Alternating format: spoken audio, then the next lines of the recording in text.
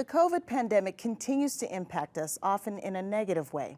But one local nonprofit listened to senior citizens during this pandemic and used their words to create art and build community. Milwaukee PBS videographers Erica Dreyfel and Jason Picars bring us the story.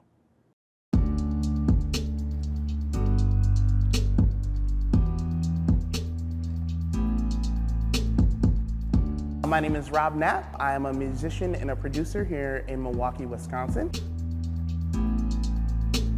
My name is Jackie Kostichka, and I'm a dance movement therapist and a performer in the city of Milwaukee. My name is Michael Snowden. I'm a multimedia artist, and I've been working on this Beautiful Questions project with TimeSlips. As a nonprofit, TimeSlips aims to bring meaning all the way to the end of life. And one of the ways we do that is by inviting people to answer beautiful questions. Beautiful questions are questions that invite a shared sense of discovery. They really tap into wonder. There's no right or wrong answer. Beautiful questions also really compel forward the process of improvisation that is really the root of what TimeSlips is all about. The Beautiful Questions project is a project that between TimeSlips and some local artists where we got a chance to engage with isolated seniors through phone calls and through weekly workshops. It was very interesting to communicate with them about the project and how the responses have been coming in and how we were able to come up with the idea of creating a video.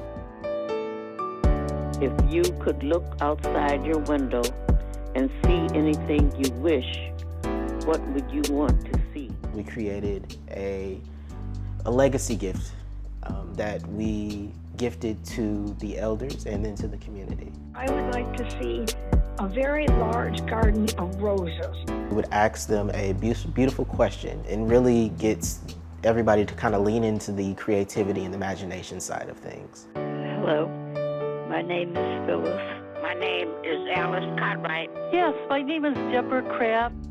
The Beautiful Questions project is with the Milwaukee County Department of Aging. We're also working with Goodwill, Meals on Wheels, and the United Community Center. We begin by training the organizations, the staff, so that they can layer in the beautiful questions into their well check calls. That's one way that we're able to get these questions to the elders. Another way is on the back of menus that are delivered with home-delivered meals through Meals on Wheels. We started the elder involvement by delivering with the meals an explanation of the program overview. So they had a sense of what was going on, what the artist's involvement was, what the questions would be for, and how they could participate. Hey, Mr. Michael, good morning. How are you? I'm fine. How are you, little person? I'm doing good. Thank you so much. Okay. It started with a lot of the participants calling into our voicemail line and leaving answers to the questions that we had sent out. So those questions were things about the home, whether it be what area in your home is special to you. I started to think about a story that I could tell using all of these answers. And so I just started to piece together the questions and the answers into what seemed like was kind of a running story. And then from there, I underscored it with music. What do you treasure in your home and why? Mainly memories. Also, I do paintings, art paintings. Well, I'm elderly, and all my life I was a choreographer and dancer.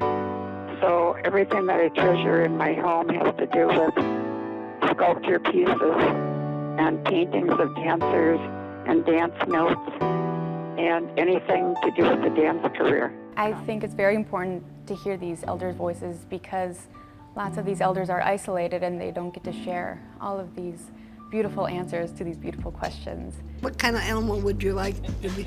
And I said, an eagle. And they said, why? I said, because then I could fly. Hearing these answers, you get to really feel that connection in the community, and you get to validate their value that they have in the community. One of the questions was, what is your favorite place? Anyhow, I said, The area that's special to me is my bed. What I like to do there is sleep, because sometimes I really have some fantastic dreams. beautiful questions was important to me because it gave me something every Wednesday to look forward to. I would not want to live anywhere else.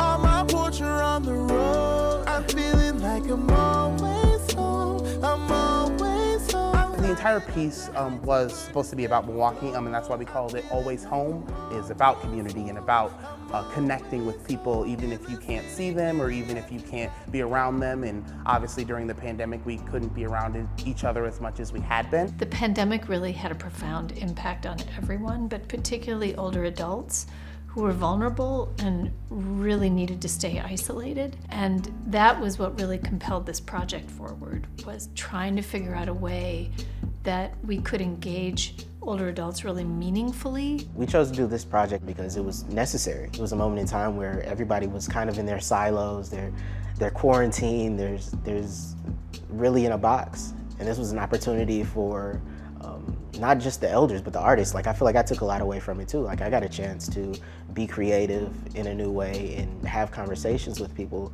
in ways that I never thought was possible. As an artist, it just kind of made me realize how art can bring people from different communities together. I would like to see small kids around here again. I would like to see some birds. I like to see the birds. Oh, I really love birds outside the window. This project strived to achieve creating a new model in just the way that we engage with our elders, and also inspiring other people to, like, hey, call an elder, check on them, make sure they're okay. Honestly, it made me rethink about like the older generation and how important their stories are and how important it is to reach out to them and to talk to them and to listen to them. What will we give the next generation? What I would like to see is people have patience and thoughtfulness before acting. One thing that I've learned through talking to some of these people is that they really just needed that sense of community, and they had stories that they wanted to tell, and they just needed somebody to listen, and that's really important and big. Thank you. Thank you very much. Thank you. Goodbye. TimeSlips hopes to continue the Beautiful Questions project in the future.